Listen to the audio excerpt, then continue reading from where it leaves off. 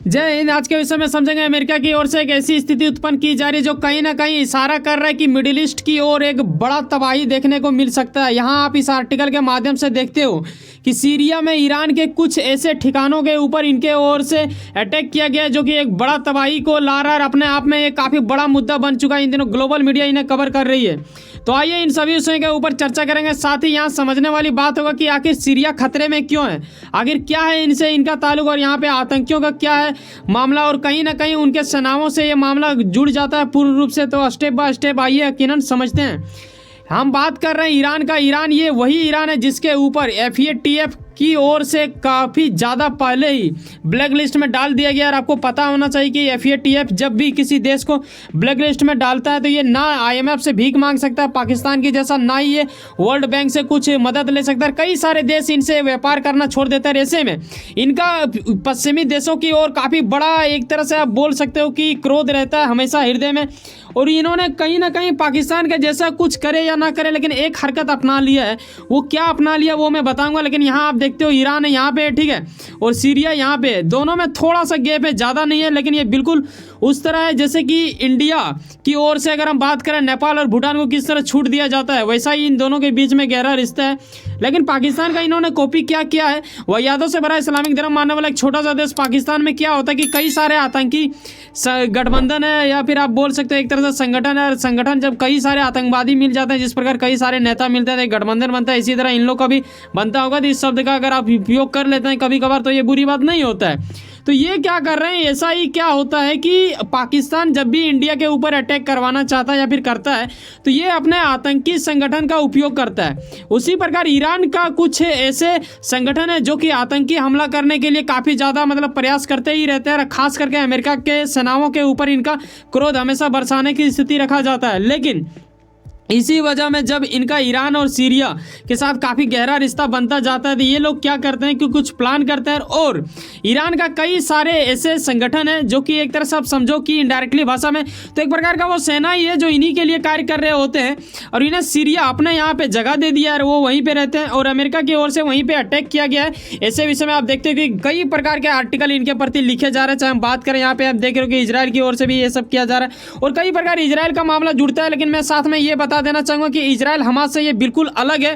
तो आप ये ना समझें कि जब हम बात कर रहे हैं मिडिल ईस्ट का तो कहीं ना कहीं अभी खास करके ज़्यादा चर्चा में वही बना हुआ है, इसी के इर्द गिर्द में मामला घूमता हुआ। जी नहीं, ये बिल्कुल अलग है और इसमें उसका कोई भूमिका नहीं होने वाला है। यहाँ आप ये भी देखोगे ये बीते दिनों हो चुका है। यहाँ पे आप देखते रहे हो कि 26 अक्टूबर को किया गया था, जब जैसे कि मैंने पीछे बताया कि इनका संगठन है जिसका नाम बताया जा रहा है IRGC, ठीक है। ये एक इस्लामी की ओर से बनाया गया है और यही संगठन के ऊपर ये अटैक किया गया है जो कि ठिकाना इन लोग लिए थे सीरिया में। मैप के माध्यम में आप बारीकी से समझ पाओगे।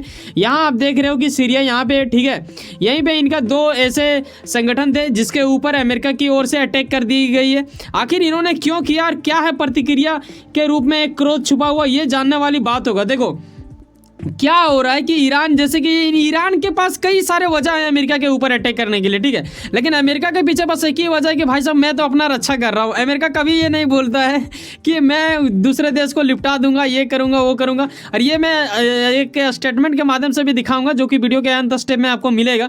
तो करीब 16 बार का जिक्र किया जा रहा है कि इतने बार इन्होंने अटैक कर दिया है। और इनका और एक संगठन आप देखते हो ईरान का, ठीक है, इन्हें बोला जाता है मिलिशिया समूह, ठीक है, इनके ओर से भी किया जाता था अटैक। तो इनके ऊपर भी अटैक हुआ है। और एक जो पीछे मैंने बताया तो दो ऐसे जो जगह पे एक तरह से बोल सकते हैं कि सीरिया का एक ऐसा जगह जिसके ऊपर इन दोनों का एक तरह से कब्जा था, या फिर बोलो ये कि सीरिया ने ही उसे पनाह दिया था, तो उन्हें उखाड़ फेंकने की स्थिति उत्पन्न कर दी गई है बाइडन की ओर से। बाइडन की ओर से एक बड़ा स्टेटमेंट आया। और आपको पता होना चाहिए कि बाइडन जो कि सुपर पावर माने जाते हैं अमेरिका जैसे देश में, जब आप राष्ट्रपति बनते हैं तो भाई साहब आपको संबोधित किया ही जाता है ग्लोबल मीडिया में। चाहे हम किसी भी मीडिया की बात करें, वेस्टर्न मीडिया या फिर इंडिया के मीडिया से, हमेशा सुपर पावर तो जोड़ ही दिया जाता है।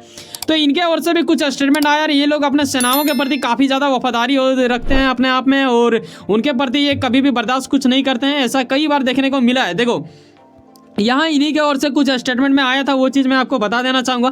अमेरिकन राष्ट्रपति जो बाइडन ने हाल ही में कहा था कि उन्होंने मिडिल ईस्ट में अमेरिकी सैनिकों पर जो निशाना बनाया जा रहा है, कहीं ना कहीं इसमें ईरान का हाथ है, ये चीज़ को तो स्पष्ट यहाँ दिखाया जा रहा है। लेकिन ईरान के जो एक सर्वोच्च नेता है जिसका नाम बताया जा रहा है अयातुल्ला अली, ठीक है, इन्होंने खास करके ये चीज़ का चेतावनी देते हुए सावधान किया था, लेकिन इस बंदे को शायद समझ में नहीं आया या फिर बौखलाहट मच चुका था इनके हृदय में। तो कहीं ना कहीं शायद इन्होंने ये भी चीज़ का मौका का फ़ायदा उठाना चाहा होगा कि अभी तो इजराइल की ओर से उधर चल रहा है, तो यकीनन ये अभी हमारे ऊपर वार नहीं करेंगे, लेकिन इन्होंने वार तो करके दिखा दिया, ठीक है, यानी अटैक करके दिखा दिया। साथ ही यहाँ पे बाइडन ने ये भी कहा है कि भाई साहब मैंने तो कब का चेतावनी दिया था, लेकिन इन लोगों ने अगर बात नहीं माना, हमारे सेनाओं की ओर अगर ये आगे बढ़ते रहे इसी प्रकार, तो आने वाले दिनों में मैं और ये ऐसा करूंगा। ऐसा भी इनके ओर से स्टेटमेंट आ चुका है। खास करके यहाँ पे एक लाइन देखो कि इजराइल से इसका कोई लेना देना नहीं है, ऐसा स्पष्ट करा दिया है। ऐसा क्यों स्पष्ट करा दिया गया है, ये जानने वाली बात इसलिए हो जाता है क्योंकि अभी खास करके मिडिल ईस्ट में ये काफ़ी ज़्यादा चर्चा का विषय बन चुका है, विश्व लेवल में इनकी चर्चा हो रही है।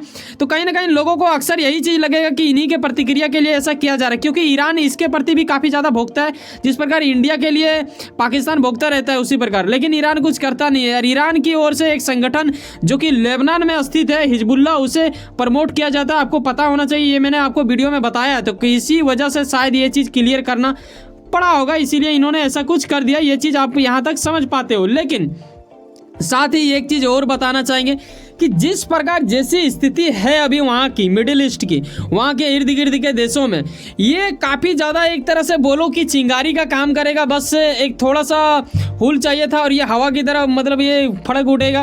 वजह ये हो जाता है कि जब आप देखते हो कि अभी काफ़ी ज़्यादा माहौल गर्म है, ऐसे विषय में अमेरिका की ओर से ईरान के ऊपर अटैक होना, वो भी सीरिया में। और सीरिया में अटैक क्यों? क्योंकि ईरान के संगठन दो वहाँ पे रह रहे थे, इसीलिए। अब आप कई लोगों के मन में आएगा, सर आप बोल रहे हो ईरान के ऊपर अटैक हुआ, आप बता रहे हो कि सीरिया में अटैक किया गया। देखो मैं बताना चाहूँगा, अगर मान लो कि आपका एक फैमिली है, ठीक है, उसमें 4 सदस्य, अब एक सदस्य किसी दूसरे देश में है, अब उस सदस्य के ऊपर जानबूझ के वहीं पे अटैक किया जाए, तो आप क्या बोलोगे? जिस देश में वो सदस्य है उस देश के ऊपर अटैक हुआ या फिर वो आपके ऊपर ही अटैक था? तो आप तो यही बोलोगे ना जी कि हमारे ऊपर ही अटैक किया गया।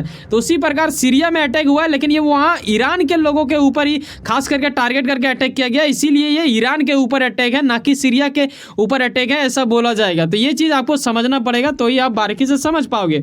जैसे कि मैंने पीछे आपको बताया कि ये लोग कभी भी, अमेरिका इस चीज़ को खुल के नहीं बोलता है कि मैं किसी देश को मतलब पूरा तरह से ख़त्म करना चाहता हूँ, ये करना चाहता हूँ। यहाँ पे आप देखते हो ब्लिंकन की ओर से एक स्टेटमेंट आता है, जहाँ ये आप देख पाते हो कि ये कहते हैं कि देखो ये ना हम अपना रक्षा कर रहे हैं, ऐसा कोई ये वाली बात नहीं, हम ईरान से युद्ध नहीं चाहते हैं, लेकिन कहीं ना कहीं वो फड़फड़ा रहा है, हमें अटैक तो करना ही पड़ेगा, क्योंकि हम अपनी रक्षा ना करें तो भाई किसका रक्षा करें। और यकीनन हर कोई अपना ही रक्षा करना चाहता है, हर देश। वैसे सुनो ना, कहीं ना कहीं आप कुछ ना कुछ काम करते हुए यकीनन अपने काम के प्रति काफ़ी ज़्यादा उम्मीद रखते हुए यकीनन आपका मेहनत आपका मंजिल बन के मिला। वैसे सुनो ना, सब्सक्राइब कर लो, पावर ऑफ चांस, और जुड़े रहो मुझसे। चलो मिलते हैं किसी नेक्स्ट वीडियो में। जाने से पहले एक बात ख्याल रखना, अगर आपको वाकई में लगता है कि हमारे अंदर वो गुणवत्ता है, तो एक सब्सक्राइब जो बिल्कुल फ्री है करके जाना। मिलते हैं किसी नेक्स्ट वीडियो में, हम रखेंगे आपको देश विदेश में जोड़ के। बाय, जय हिंद, जय भारत।